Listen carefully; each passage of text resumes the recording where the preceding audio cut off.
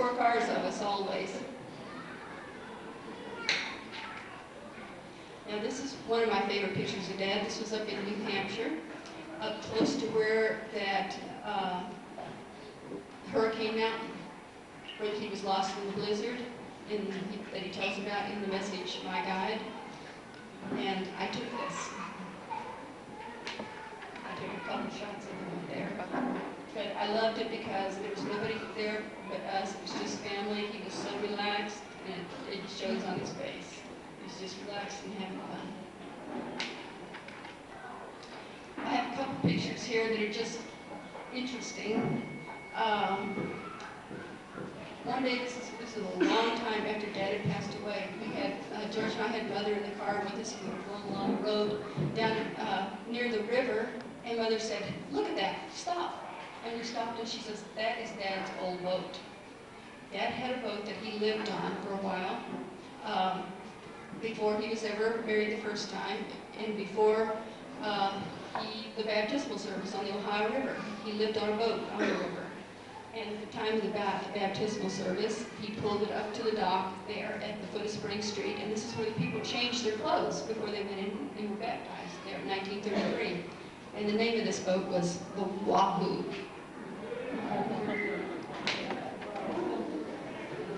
This is Dad and Brother Tommy Osborne. I was looking for a picture of Dad with Brother Oral Roberts.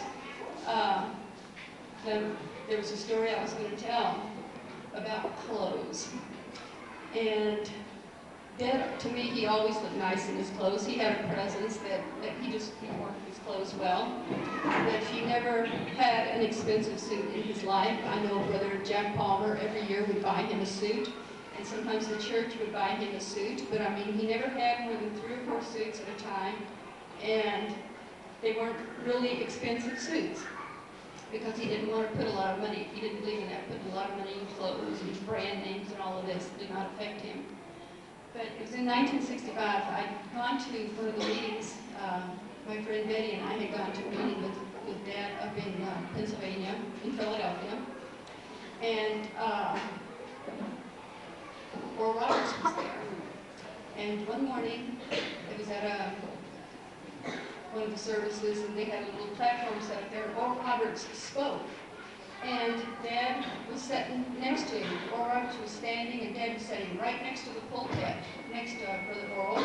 And my friend Betty and I were sitting up on a mezzanine, so we could basically, we were looking straight down at him. And I was looking at Dad, and all of a sudden, I saw him reach out, just real slowly, reach out with his right hand, reach over, and feel the material in Brother Oral Roberts' suit. Afterwards, I said to him, I saw what you did. And he said, oh my, sis. He says, I have never felt fabric like that in my life. He says, it was the most softest, nicest fabric I've ever felt. And he says, and then you know what? He says, when Billy Paul had come and got me for that meeting and I was going to preach, he said, I looked down. Here's this man standing there in this suit that must have cost $500. I looked down and my coat and pants didn't match. He says, I grabbed the wrong coat and it didn't even match. But, and that's what he preached mighty God in there.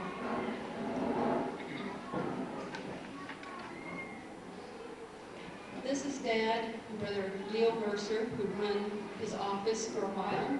I wanted to show you this picture because, see that little trailer behind? That was Dad's office. That's the office that he had when he went to Oral Roberts' offices that time. Do you remember that? And he was walking through and he said, oh my. He says, I've never seen such wood, I've never marble. He says, I've never seen such offices in my life. And he says, and to think, I've got one little typewriter in the front of the trailer, and that's the trailer. That was Dad's office. This photo was taken in Finland, and when the little boy was raised from the dead. If you recall that story, Dad said, we'd been up on top of a mountain sightseeing. He says, on our way down the hill is when they found the little boy hit on the road that had been killed. And he had a vision of it happening 2 years before. And that's Brother Jack Moore standing there next to him. And it was Brother Moore that said, remember, Brother Branham wrote this in our Bible 2 years ago. that this was going to happen, and this little boy was raised from the dead. So this was immediately before that happened. And that little boy is still living today. He's a policeman in Helsinki, Finland. This was Dad, once again in his element, out in the woods, getting ready to go out hunting. He's just having a word of prayer there with the man. This is Brother Borders on the right and Billy Paul on the left. This is from one of his last hunts, the trophies. One of his last hunts in British Columbia was the ram on the left and the big Jim there on the right. We were living in Arizona at the time, and when he got his trophies, he was so thrilled with these trophies. This is the den room. I put in a few pictures of the den room in Tucson. And Brother Branham put everything in the den room. The summer of 1965, we had come back to Jeffersonville, crated up all the animals and everything, and he had taken it to Tucson and placed the things in the den room. So I just have a couple pictures from the den room here I wanted you to see. This is the chair where Dad studied that was in his den room in Jeffersonville. And he talked about having a nice wide arm on the side. He didn't like to sit at a desk. He liked a chair where he could put up his feet and lay his pad of paper on the arm there and write. And that was his study chair from his den room. That is in the den room now. This is the picture that is on the end wall in the den room, and it faces a place called Pima Canyon. And Dad wanted the artist to reproduce this scene from that canyon. Now, Pima Canyon, a lot of people come to Tucson and they only go to Sabino Canyon. They never go to Pima Canyon. But Sabino Canyon is where the sword came down. And Sabino Canyon is where Eagle Rock is. But this is Pima Canyon. It is not far from our house. And this is where the Lord came down in the pillar of fire and showed him about marriage and divorce, and the school children were dismissed and came out and saw the cloud. So he was wanting this artist to reproduce the scenery up in the canyon. So it was a woman artist, and this is a big wall, by the way. She came out, she penciled it on, and tried to draw it, and Dad came and looked at it, and he goes, no, you got the water going the wrong way. So she tried again. He goes, no, I'll do it. So he drew it on there, and she painted it. Wow.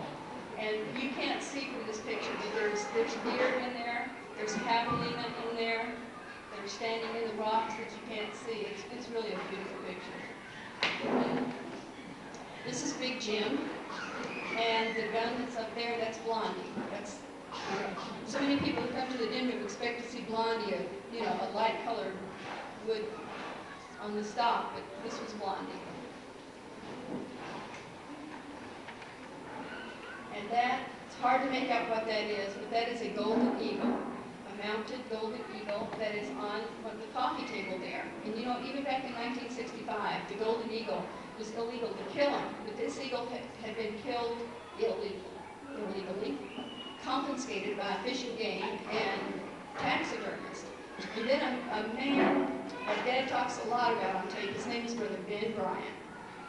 He was in California, I believe it was, and he was at a ranger station and saw this eagle and decided he had to have this eagle for his prophet.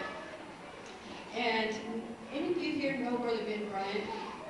I want to tell you, with the way he is, I'm sure that in a very short time, those rangers were saying, just take it and get out of here. So that's how Dad ended up with this eagle. It's beautiful. It's very large, even though it's still a baby eagle. It still has some white tail feathers, but it's very large, very impressive.